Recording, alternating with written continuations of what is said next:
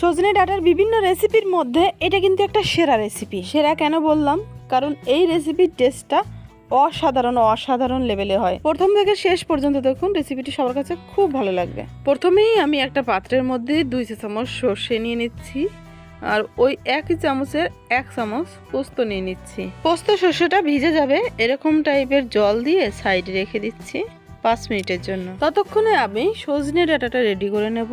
আমি ভিডিওটি বেশি বড় করব না জন্যই সজনে ডাঁটা আগে থেকে কেটে নিয়েছি। এবার পালা সজনে ডাঁটা ভালো করে ধুয়ে নেওয়ার। তো আমি 2 থেকে 3 বার জল পাল্টে পাল্টে সজনে ডাঁটা ভালো করে ধুয়ে নিলাম।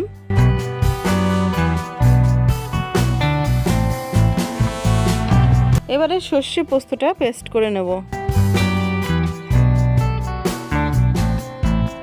সজনে ডাঁটা রান্না করার জন্য আমি চলে গেলাম কড়াইয়ের কাছে। 2 চা চামচ সর্ষের তেল দিয়ে 2টো শুকনো লঙ্কা, আধা টিস্পুন কালো জিরে দিয়ে দিলাম।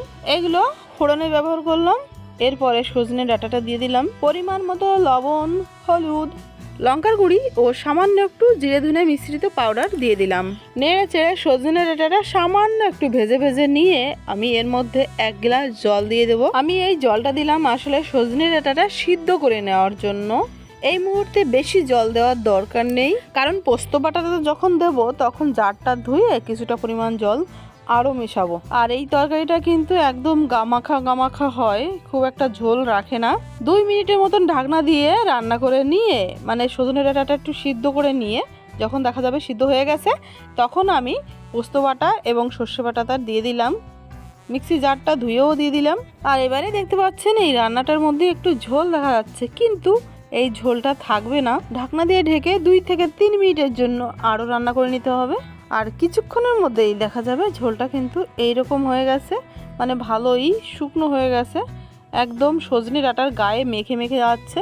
এরকম ঝোল অবস্থায় আসলেই এই 3 থেকে 4টে কাঁচা লঙ্কা চেরা দিয়ে দিলাম।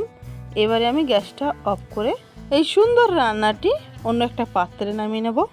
এটা যতটা ঝটপট রান্নাটা হয়ে গেল, খেতে কিন্তু দারুণ টেস্ট লাগে। তো বন্ধুরা, দুপুরের গরম গরম ভাতে যদি এইরকম সর্ষে পোস্ত দিয়ে সজনে ডাঁটার চচ্চড়ি থাকে, তাহলে আমার মনে হয় আর কোনো পদই লাগবে না খাওয়ার জন্য।